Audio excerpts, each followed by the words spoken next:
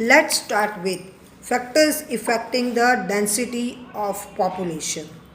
Density of population is affected by various geographical factors like altitude, climate, weather, topography. Topography means landscape, type of crops, availability. Availability means distribution of minerals, water and energy sources, etc. Along with it, transport and communication facilities, education and health facilities, industrializations, employment opportunities, urbanizations, latest technology, etc. also affect the density of population. 5 states having the maximum population, that is Uttar Pradesh, Maharashtra, Bihar, West Bengal and Andhra Pradesh. 5 states and union territories having the least population. Least population means minimum population, that is Lakshadweep Island, Diu and Daman, Dadra and Nagar Haveli, Andaman and Nicobar Island and Sikkim. Next is birth rate. The total life births in 1 year per 1000 persons in a given area is known as birth rate. For the past few years, the birth rate in India has been consistently declining, means regularly decreasing. People exercise family planning more than before. In rural areas, the implementation means application of family planning is much lesser due the lack of education. Lack of education means absence of education, lack of health facility, poverty, unemployment and ignorance. Ignorance means inexperiences about the means of birth control. Is death rate. The number of death in 1 year per 1000 persons in a specific area, means particular area, is termed as death area. The one who takes birth dies too. Hence the death rate can never be zero.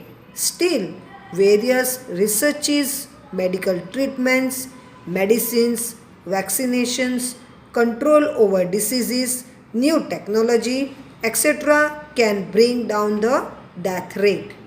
Next is migration.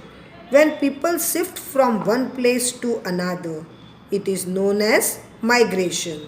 People indulge. Indulge means allow oneself into a range of activities in order to earn and develop. Social cultural needs also compel. Compel means pressure or force people to keep migrating, means to keep moving. The rural population is attracted towards the urban areas for better facilities in education, business, industries, employment and administration. Currently, 62% of the population of Gujarat lives in rural areas and 38% lives in urban areas. Next is population composition. Composition means structure. The classification of the total population into various categories is called population composition. The categorization is done as per male, female, age group, literacy rate, rural urban areas, religions, linguistic groups, professional groups, etc. Through study of these categories means groups, help us to understand the population composition. Composition means structure. Next is age structure. The total population of the nation comprises means contain of 3 age group, that is children, adults and senior citizen. Now The children is under 0 to 14 years. Adults are under 15 to 59 years, and senior citizens are above 59 years. Among the above three groups, maximum and the most important difference is seen in the first and the third group. As per the 2001 census, 35% to 40% of total population is below 18 years, whereas the 7% to 10% is senior citizens. Rest all are adults. Next is sex ratio. Sex ratio can be defined as the number of females per 1000 males. The sex ratio has been reducing, means decreasing consistently. Consistently means regularly since 1951. Next is literacy. Literacy means education. The development of any country depends on the literacy rate of that country. Literacy is the important criteria, means formula to measure the standard of living of population and its social development. Literacy is also the key to economic development of any nation. The definition of literacy was fixed at the time of census of 1991. According to it, any individual who is 6 years or above and who can read, write and understand any one language may be considered as literate. The literacy rate in India has been increasing consistently. Consistently means regularly, which is a positive sign. Next is occupational structure. Any person in the country engaged means busy in any kind of economic activity is included in the occupation group. It is divided into number 1 earning population, number 2 dependent population. The earning population is constantly means always increasing due to rapid means fast industrializations in the country. Next, change in the population composition. Changes in the population composition are of two types. Number 1, quantitative changes. Sometimes we notice a rise or fall in the population. This happens due to the population growth and migration of people. Migration means moving of people. The condition leading to a quantitative changes are landlessness, low per head land ratio, urbanization, as well as social and administrative reason. Number 2, qualitative changes. The changes observed in the levels of health and education indicate means shows qualitative changes. It alters means change the way of thinking and behavior as well as style and standard of living. The other factors responsible for qualitative changes are dedication, hard work, patriotism means nationalism, enthusiasm means eagerness, courage, etc.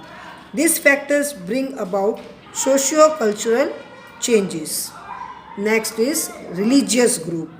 India is a secular means non-religious state. People who follow different religions stay together here.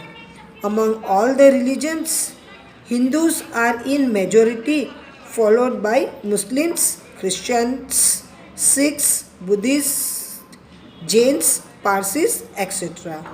Next, linguistic groups. India is a large country with the diversity of its prime characteristics. Characteristics means features. Currently, there are 22 languages recognized. Recognized means accepted by our constitution. Hindi and English are the two official languages. The states have been formed on the basis of languages. Next is health structure.